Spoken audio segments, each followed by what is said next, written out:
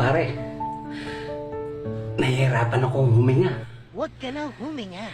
Para hindi ka na nahihirapan.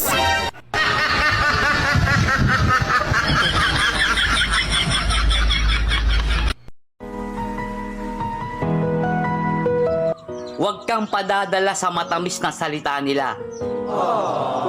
May mga taong pupurihin ka sa una bago ka gawing biktima.